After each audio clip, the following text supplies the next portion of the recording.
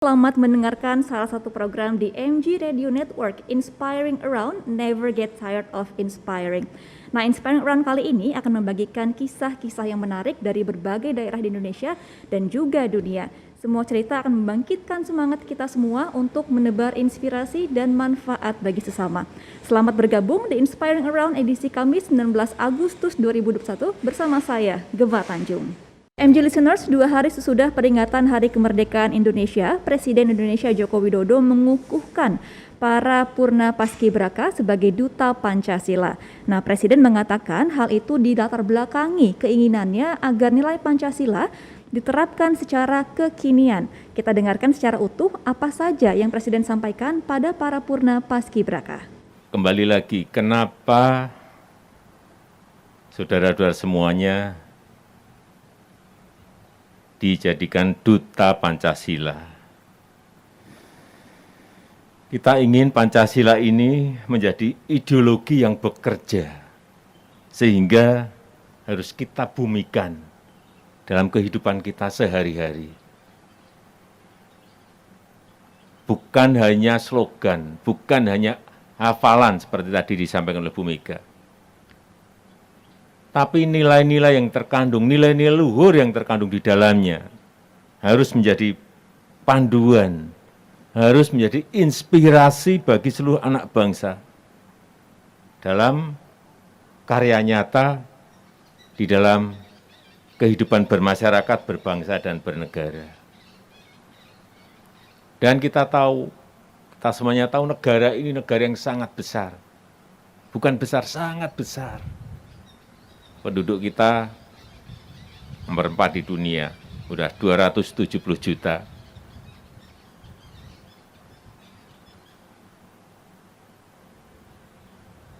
Suku 714 suku yang berbeda-beda. Bentangan dari Sabang sampai Merauke ini betul-betul sebuah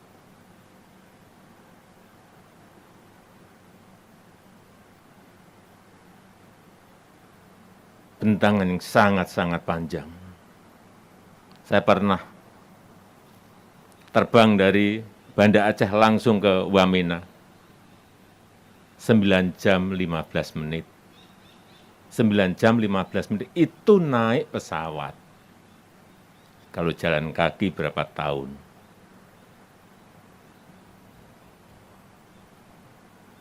Itu kalau kita terbang dari London di Inggris, saya pernah ngitung-ngitung lewat 7 negara kita. Kalau 9 jam 15 menit, inilah negara kita.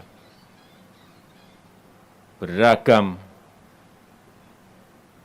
berbeda-beda suku, berbeda-beda agama, berbeda-beda adat, berbeda-beda tradisi. Beda semuanya. Ada yang keriting, ada yang tidak keriting.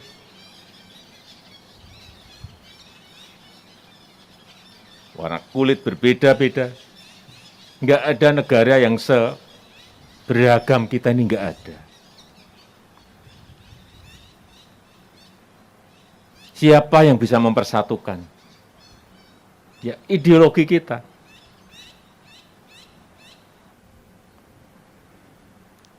Oleh sebab itu, kenapa anak-anakku semuanya dijadikan Duta Pancasila? Kita ingin membumikan Pancasila dengan cara-cara baru, dengan pendekatan yang lebih kekinian, sehingga nilai-nilai Pancasila ini bisa tertanam di generasi muda kita lewat saudara-saudara semuanya.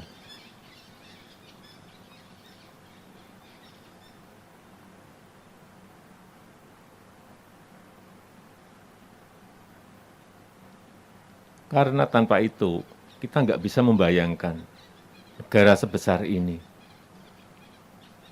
Dengan perbedaan-perbedaan yang begitu sangat. Coba saya mau lihat yang dari Papua, mana? berdiri. Papua 4. Ini mana ini? Dari mana? Papua Barat. Kabupaten, kota?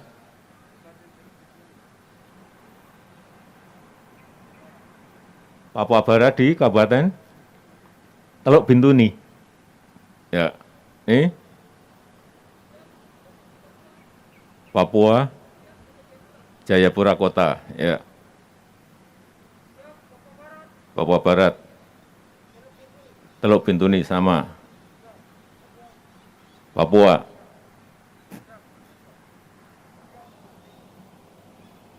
Jayapura. Jayapura. Ya.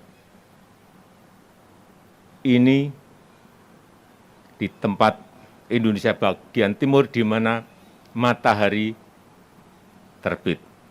Di sebelah barat Aceh berdiri. Dari mana? Provinsi Aceh ya, atau kota kabupaten?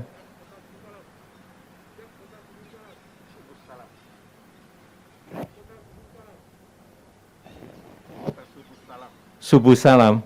Oh ya, Subuh Salam. Ya, enak. Nagan Raya, ya. Silakan duduk. Ya, saya pernah di Aceh 3 tahun kok. Saya belum pernah ke Subuh Salam.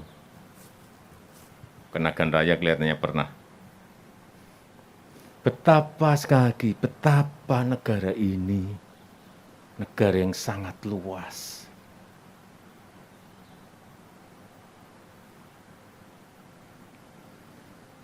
Oleh sebab itu, ini sebuah langkah terobosan karena anggota Paskibraka merupakan putra-putri terbaik, putra-putri pilihan dari seluruh penjuru tanah air, dari Sabang sampai Merauke, dari Miangas sampai Pulau Rote. Mendapatkan tugas yang tidak ringan, yaitu memperkuat nilai-nilai Pancasila di kalangan anak-anak muda dan menjaga, yang paling penting juga menjaga agar Pancasila tetap kokoh sebagai pemersatu bangsa.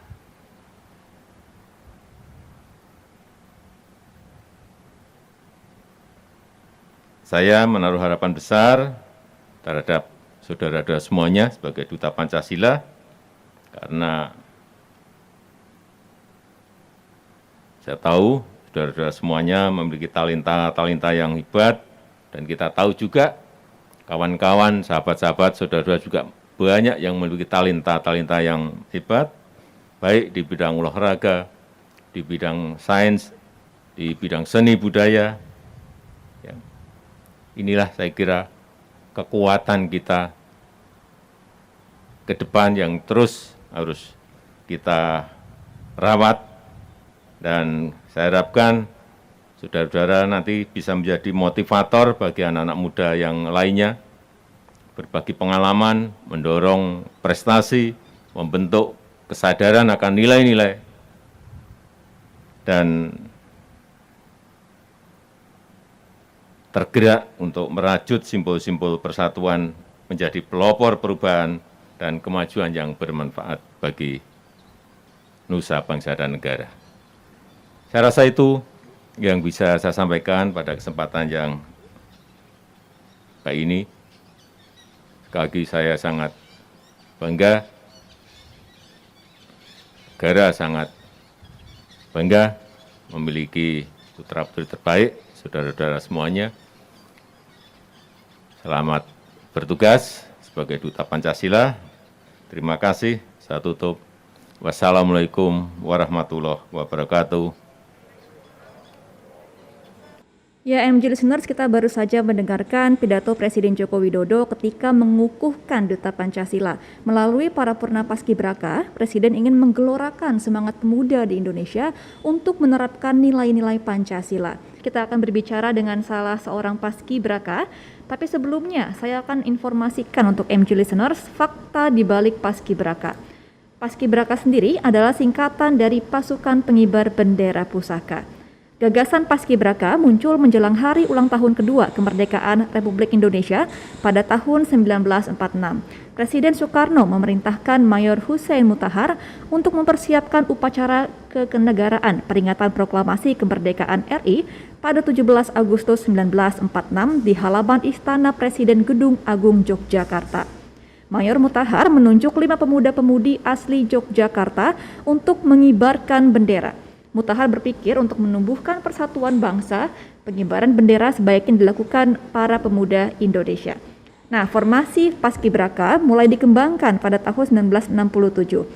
Hussein Mottahar masih dipercaya untuk mengurus Paskibraka. Formasi 17845 pun dibentuk pada saat ini. Kelompok 17 sebagai pengiring, kelompok 8 sebagai pembawa atau inti, dan kelompok 45 sebagai pengawal. Istilah Paskibraka mulai dicetuskan pada tahun 1973. Masih banyak sebenarnya fakta dan sejarah Paskibraka, dan kita akan mendapatkan fakta-fakta itu dari seorang anggota Paskibraka di tahun 1974, Bapak Nur Amin Soleh. Assalamualaikum Pak Amin, selamat pagi. Waalaikumsalam warahmatullahi wabarakatuh. Selamat pagi, Mbak. Sehat Pak, apa kabar? Alhamdulillah sehat walafiat. Nah Pak Amin, tadi saya sedikit menyampaikan fakta mengenai Paskibraka. Mungkin Pak Amin bisa menceritakan lebih lengkap nih Pak, sejarah Paskibraka ini seperti apa dari dulu? Ya, pada dasarnya sama seperti tadi yang Mbak sudah sampaikan. Nah, cuma saya menambahkan yang saya ketahui ya. Jadi memang benar, Paskibraka pertama itu dimulai tahun 47 atau 46 gitu ya. Nah, kemudian waktu itu belum ada formasi 17845, masih biasa lah ya. Nah, kemudian yang saya tahu mulai tahun 67 Pak Mottahar almarhum waktu itu mulai menggagas sama menciptakan formasi yaitu 17845. Nah, waktu itu pesertanya belum dari seluruh Indonesia. Oke. Tapi pesertanya diambil putra-putri Indonesia yang ada di Jakarta. Itu. Nah, di antaranya yang saya tahu itu Kak Theo L. Sambuaga, itu dia utusan dari Sutra, tapi waktu itu dia di Jakarta, kuliah di Jakarta itu. Tahun 67 itu pertama. Oke. Nah, kemudian berlanjut terus sampai disempurnakan. Kalau pertama kali formasi 45 itu semua dari pramuka ya, belum dari ABRI. Formasi 45-nya. Kalau formasi 17, 8 itu dari pemuda pelajar waktu itu yang ada dari seluruh Indonesia di Jakarta. Nah, baru formasi 45-nya dari pramuka waktu itu. Oke. Nah, kemudian baru pada tahun 1970 disempurnakan tuh 3 tahun kemudian, yaitu formasi 45-nya dari ABRI, yaitu Wanpres yang ada di istana waktu itu, pasukan pengawal presiden. Nah, terus sampai hari ini, sampai sekarang begitu. Baik. Sekian yang saya tahu, Mbak. Nah, Pak Amin kan bertugas sebagai Paskibraka di tahun 1974, benar ya Pak ya? Betul. Ya, bisa diceritain nggak Pak, dulu seperti apa sih bisa menjadi pasukan Paskibraka sendiri? Ya, saya sebenarnya waktu itu sekolah kelas tahun 74 kelas 3 Pendidikan Guru Agama Negeri ya, PGA di Ciputat. Di Kebayoran Baru di Ciputat lah ya. Pusatnya di Ciputat. Saya laki-lakinya di daerah Kebayoran Baru, PGA 6 tahun. Waktu itu saya kelas 6, sama juga dengan kelas 3 SMA ya. Oke. Saya nggak ada pikiran mau Paskibraka itu. Cuma 1 tahun sebelumnya, tahun 73, saya pernah nonton TV pada saat pengibaran bendera di istana. Nonton di TV tetangga. Nah, waktu saya nonton, melihat 3 pemuda di depan penggerek bendera itu di sana, hati saya kok berkata, kapan saya seperti mereka itu? Waktu itu, seperti itu aja. Nah, setelah itu, waktu berlalu, saya lupa. Nah, kemudian tiba-tiba tahun 74, nah, kepala sekolah waktu saya lagi di kelas datang bersama-sama dengan orang dari dinas pendidikan mengunjungi sekolah saya. Waktu itu mau diadakan seleksi peserta Paskibraka 74. Nah, di sekolah saya, karena saya dulu di sekolah aktif di Pramuka juga, aktif di OSIS, pokoknya saya aktif lah ya, di keketuaan.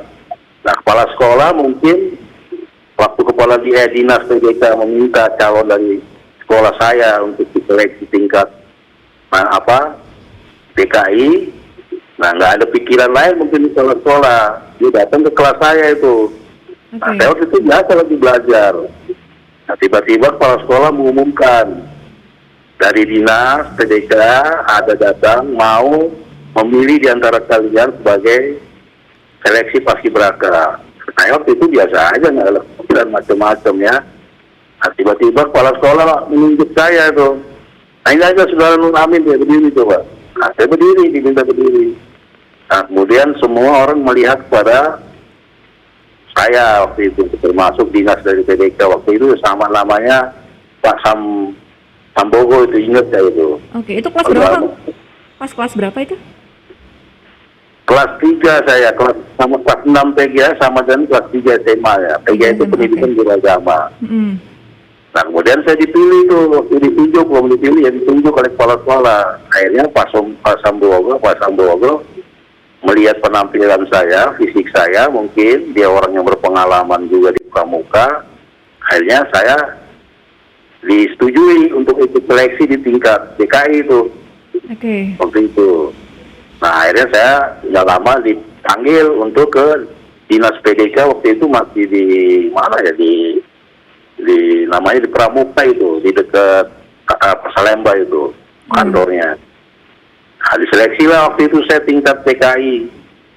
Udah banyak itu pesertanya dari seluruh sekolah di Jakarta waktu itu.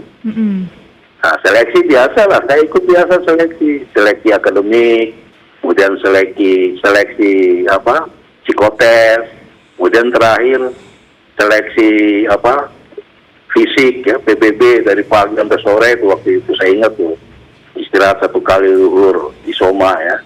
Nah, kemudian setelah seleksi itu selesai, terakhir seleksi kesehatan gitu. Nah, saya nggak ada pikiran, suruh pulang aja udah.